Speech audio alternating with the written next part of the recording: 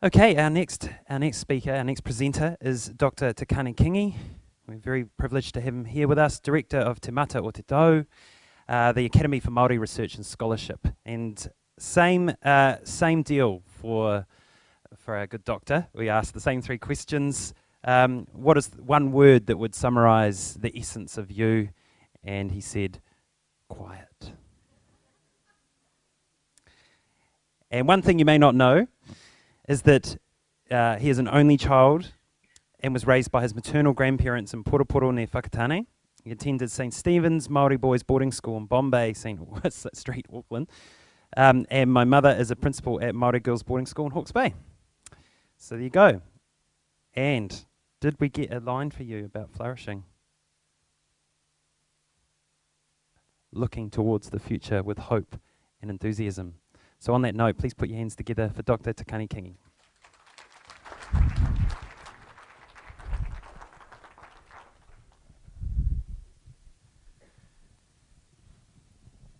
Ko te mea tūtahi, he mihi tēnei ki te whare tūnei, ki te pawetako tōnei a tēnā kūrua, tēnā kūrua, tēnā kūrua. Ki ngai tua maha kua ngaro atu ki te pō, haere atu rā. Ki te haukainga, tēnā koutou, tēnā koutou, tēnā koutou. Kia koe te matua, he mihi tēnei ki a koe mō tō mihi ki a tātou, tō mihi hei whakatau i a tātou katoa. Nō reira, tēnā koutou, tēnā koutou, tēnā rākatu katoa. Well, I'll try not to be too quiet during my presentation. I was a bit concerned when I was asked to speak today. I was told that the gathering would be a little different.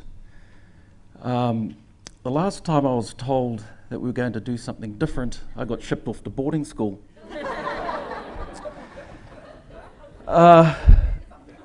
Thankfully, that's not the case today. Culture and mental health. I had to think long and hard about this question and how actually culture relates to mental health. I thought it might be, and people have questions during my presentation, please fire away. But I thought I might just raise issues for discussion. I understand there's going to be questions at the end. I'll try to answer them depending on what the questions are. But I thought I might start with just a definition of what culture is. Culture is actually, or the word culture is actually a Latin word. A very old word, and it means essentially to cultivate, to nurture, if you segue that word even more, to flourish. Lots and lots of definitions of what culture is. A set of shared attitudes, values, goals and practices that characterise a group. The behaviours that are common to a particular social group or organisation. Essentially, it's been explained to me a number of times. Basically, it's the norms. Sometimes people don't realise that they have culture because it becomes so normalised. Behaviours become so normalised. And we often forget that we have culture. Typically when people, or at least in New Zealand, and these are only based on my own observations, when we think about culture, we think about cultural activities. And there's a few there. We often think that other people have culture and that we don't. It's interesting, particularly for New Zealanders, we don't think, well, some people don't think that we have culture until we travel overseas and realise that other people behave differently. Well, it's actually not us, it's not them that behave differently, it's us that are behaving differently because we have cultural expectations. They behave in a different way that we're accustomed to or expect. There are also other forms of culture that we need to appreciate. There's culture attached to sport. There's culture attached belonging to certain organisations. People talk about gang culture or youth culture. And quite often, so I'm told, for youth in particular, culture which is attached to the ethnicity or to any other sort of cultural norms matters less than what the culture of actually being a youth does.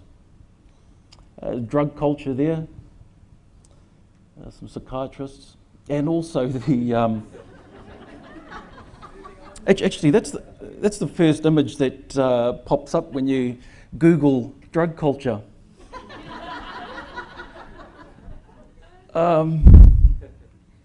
And well publicised, I guess, fairly topical issue, drinking culture that been getting a bit of profile lately. But when you look at all these groups here, they typically, or they can, meet that definition there. A set of shared attitudes, values, goals and practices that characterise a group. So culture is fairly broad.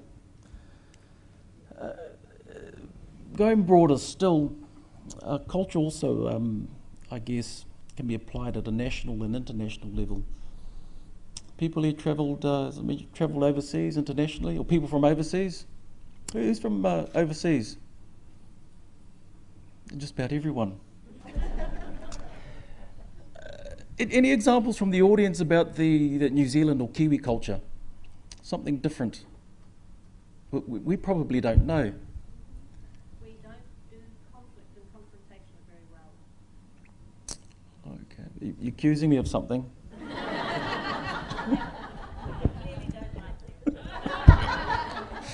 That's right, I've been told by actually South African friends that we're far too polite.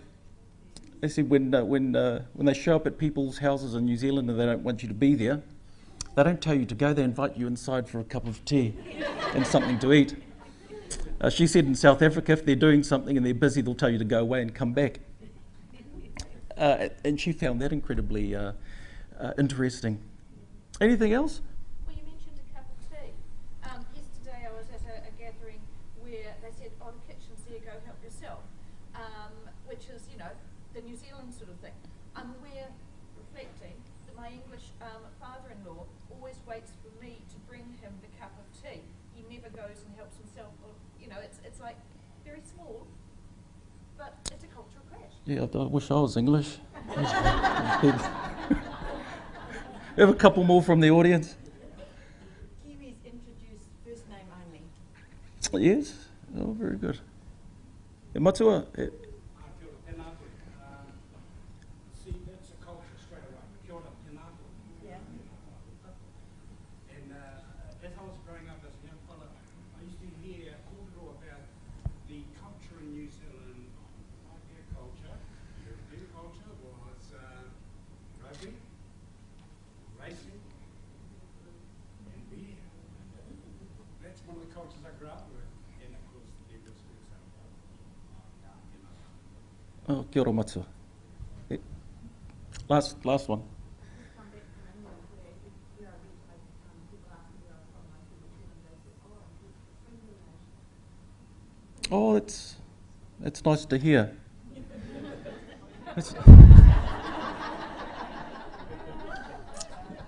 We'll see.